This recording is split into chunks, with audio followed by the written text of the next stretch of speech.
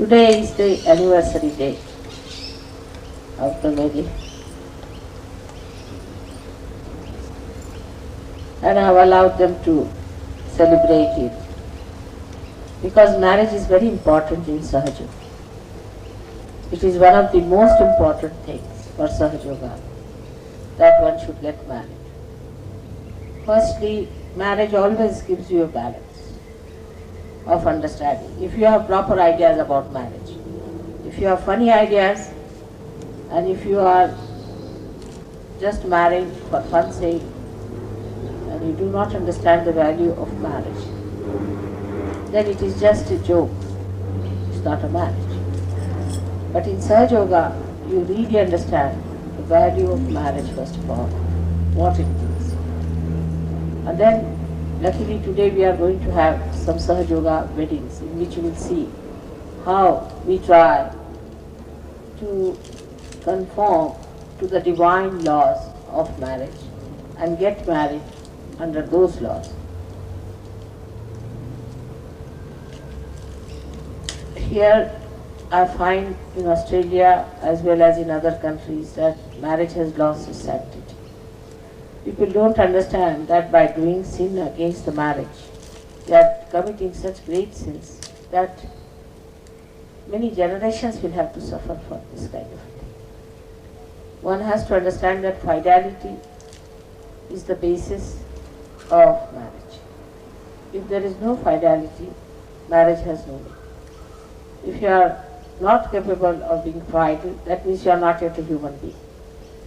A human being has to be a fidel animal. In marriage, we conform that the problem is over now. We have finished with the choices we had, and now we are going to settle down with one person. And the sharing of life, even absolutely private life, is with one person. So you have to be very much harmonized with that person and in complete understanding and loyalties to each other one has to take. Now the marriage is for the reproduction of the species, as they say. Now as you are another species, you are Sahaja Yogis with a new awareness. Marriages between you will bring forth children of very high caliber. There are great saints who are anxious to get married, get birth on this earth. And if they find good Sahaja Yogi husband and wife who love each other, are good progressive people in Sahaja Yoga who are dedicated to Sahaja Yoga, they would be definitely descending on this earth through you. So it is very important and imminent at this time that one should understand the value of the marriage of Sahaja Yoga. So many marriages have taken place before also.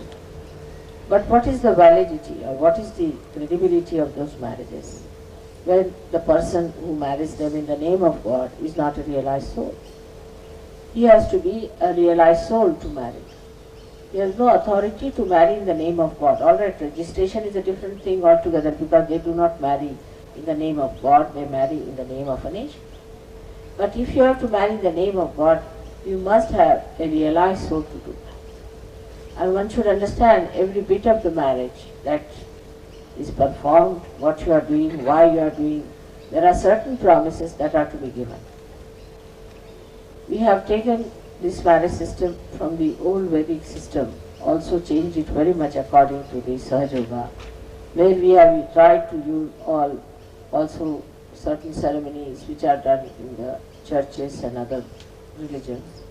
But mainly it is based on the Kundalini. So the promise is to the fire. In this marriage, the promise is to the fire. Because fire is the one that burns off all that is ugly. And Kundalini is also like a fire on one point, because that's the only energy that rises above. See, so like the fire goes upward, the Kundalini also rises upwards. That's why it is compared with the fire.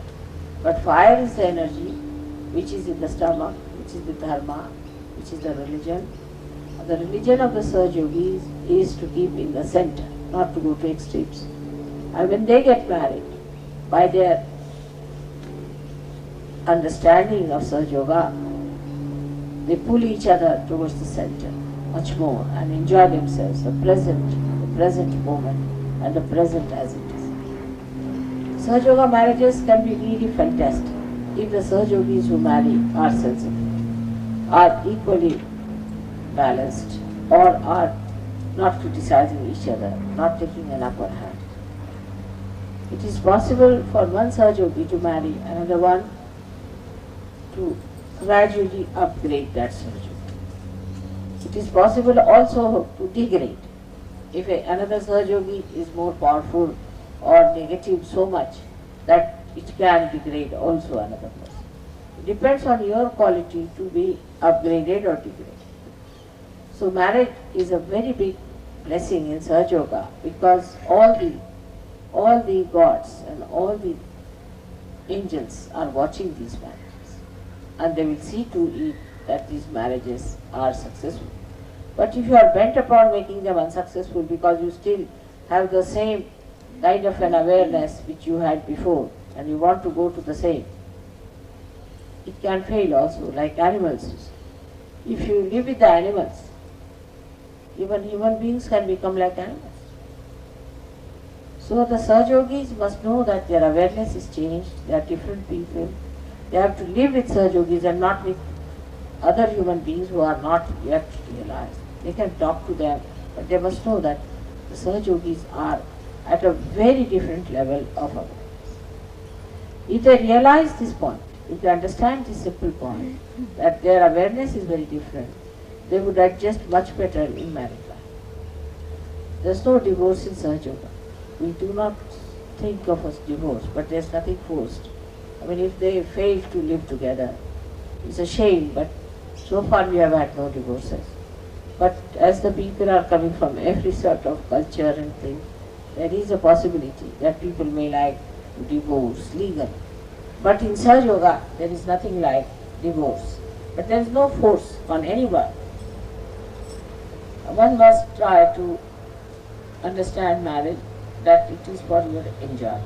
If you cannot your enjoyment, you cannot enjoy the marriage, then it is of no use. In Sahaja Yoga, it is to be ensured that people enjoy their marriages and live very well, happily with each other. It is a responsibility of both the people in Sahaja. But say in my case, own case, my husband was not a realized soul, nor did he understood realization, nor was he a seeker. Despite all these, if you'd like to come to me, it was sitting in my lap.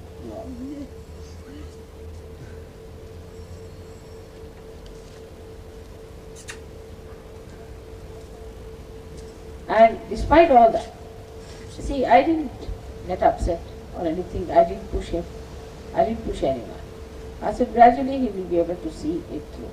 So even if the person, another person is not a realized soul, one can manage it very well and can live very happily. But in case you get both the people realized, then it's a much better thing and should be enjoyed.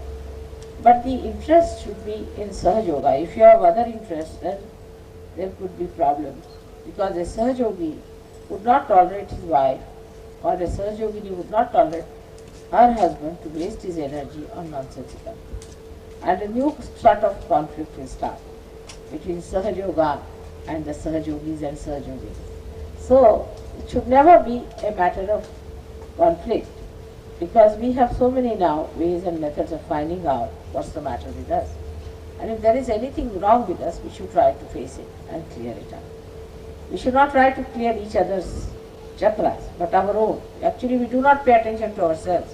We start paying attention to others. Moreover, I must say that Sahaja Yoga marriages will be the most successful marriages. Have to. they will re-establish the institution of marriage on very sound basis. There's no doubt about it. And those who will be married in Sahaja Yoga will be really remarkably happy married couples. But there will be an attack of the negativity on them as soon as they get married. Because it is not a very happy thing for these negative forces to see that people are happily married. And they would try their level best to bring all sorts of problems, all sorts of complications in the beginning to see that these marriages are broken. And when you start playing into their hands, you will also be spoiling the chances of getting good realized souls to you, because they would not accept such situation. If you have been quarreling in the beginning also, it's not good, because you go down in their estimation. So you have to be very patient, very soft and good to each other, to see that you create an atmosphere of invitation for these great souls to come on this earth. And if that is not so, then they will wait. They will not incarnate, because they don't want to have parents who are quarreling, who are fighting, who are suspecting, who are troubling each other. Now, one has to know that Sahaja Yoga marriage has a precise reason. It is not you are marrying just out of fashion.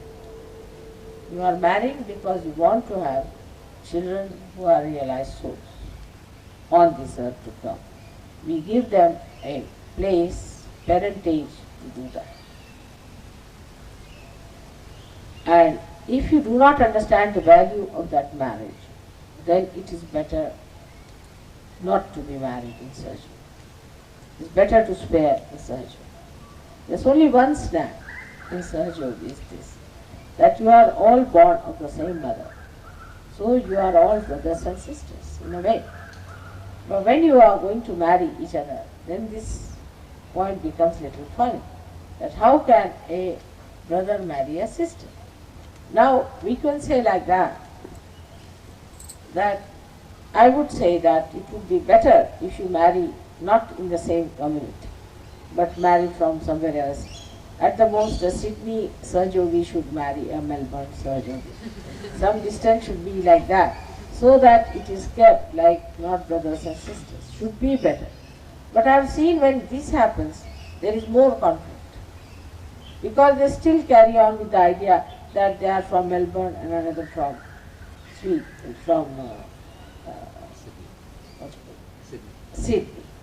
Just like what they call Sydney. Now the Sydney and Melbourne should not be a matter of conflict.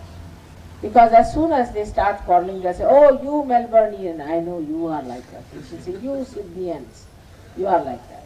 And immediately you become like that and you start quarreling about it. So you must know that you are not a Sydneyan or a Melbourneian, but you are nothing but a Sahaja Yogi. And Sahaja Yogi has no caste, community or any race or any religion, or also no bar of any nation. Whatever nation you come from, you are a Sahaja Yogi, you are a universal being. You are. You can feel the vibrations of anyone sitting down here, whether he is from Hawaii or from America, doesn't matter. So when you can feel about everyone, that means you are no more belonging to any community or any particular country. You are a universal being, and that's what we have to do. We have to create more universal beings. And to expedite that, we want to get these great souls on this earth. So it's a very important work. They have to be on this earth because they are the great channels for this divine work. Once they start descending on this earth, the real ones, it will all expedite. It will be such a great, you don't know, it will be such a great sudden explosion of Sahaja Yoga.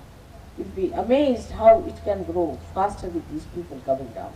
And we should try to make such arrangements that we get the real blessings of those people, that they come down on this earth. It's very important.